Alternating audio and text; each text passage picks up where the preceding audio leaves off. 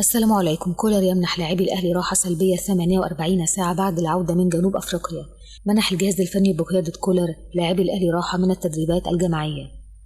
وعادت بعثة الأهلي إلى القاهرة، وتستمر الراحة 48 ساعة بعد تأجيل مباراة إنبي في بطولة كأس رابطة الأندية، إذ يستعد الأهلي لخوض مباراة في بطولة كأس القارات يوم السبت المقبل. لجنة الحكام تكشف عن خطأ تحكيمي في مباراة الأهلي وأورلاندو. قال مصدر داخل لجنة الحكام خلال الشوط الأول من المباراة كان هناك خطأ لصالح أورلاندو بعد منتصف ملعب الفريق الجنوب إفريقي، ولكن تم لعب الكرة من مكان آخر تماما، وكاد الفريق أن يسجل هدف من خلال هذا الخطأ. نرى بأنه خطأ فادح تماما، وفي حال تسجيل هدف من خلاله لكان مؤثرا بشكل كبير في نتيجة المباراة، وكان لابد أن يقرر الحكم لعب الكرة من مكانها، خاصة أن الكرة كانت خطيرة.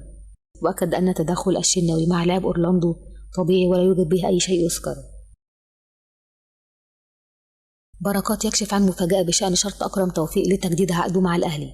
كشف بركات أن أكرم حابب أنه يكمل مع الأهلي وينتظر تقدير المسؤولين في الأهلي. هو شايف أنه بيشارك زي إمام عاشور بصفة أساسية، وهو قيس الأمور المادية بإمام عاشور، وهو حقه بالنظر لما يقدمه مع الأهلي سواء دفاعيا أو أخلاقيا هو نفسه يتقدر بزيادة ويكون زي الفئة الأولى بجانب الإعلانات. أعتقد أنه لن يكون هناك أزمة. هو يريد 16 مليون جنيها في الموسم الواحد ليكون في الفئة الأولى. أزمة وحيدة تواجه الأهلي في ضم الرباعي المحترف المصري.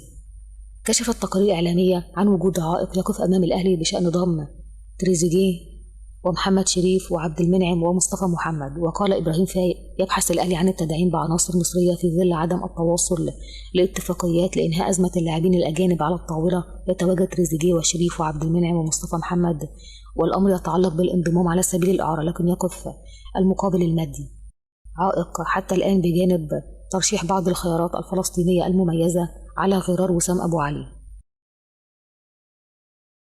سيف زاهر يكشف عن بكاء نجم الأهلي بعد استبعاده من مباراة أورلاندو. قال سيف زاهر كريم الدبيس بكى بعد علمه بخروجه من قائمة الأهلي، ومحمد رمضان كان له دور كبير في تهدئة اللاعب بعد علمه بخروجه من القائمة. لجنة الحكام تحسم لقطة محمد الشناوي في مباراة أورلاندو.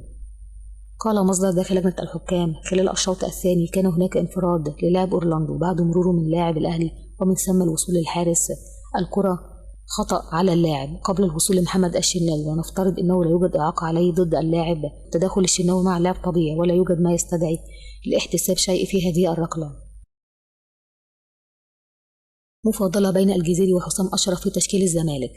استقر جوميز على تشكيل الزمالك المتوقع لمباراة إنيمبا، ومن المقرر أن يكون التشكيل: حراسة المرمى محمد عواد، خط الدفاع أحمد فتوح، حسام عبد المجيد، الزناري، عمر جابر، خط الوسط دونجا عبد الله السعيد وأحمد عبد الرحيم، خط الهجوم مصطفى شلبي، الجزيري أو حسام أشرف وزيزو.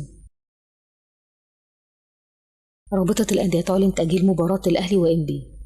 أعلنت رابطة الأندية المصرية تأجيل مباراة الأهلي وإنبي في الجولة الأولى من بطولة كأس رابطة الأندية، وأصدرت الرابطة بيان تكشف فيه عن الموافقة على طلب الأهلي بتأجيل مباراته أمام إنبي بعد مراجعة المعطيات والأسباب. مصطفى شوبير يواصل الغياب عن الأهلي في مباراة كأس القارات. يواصل مصطفى شوبير حارس الأهلي الغياب عن فريقه في المباراة المقرر لها في 14 من ديسمبر الجاري.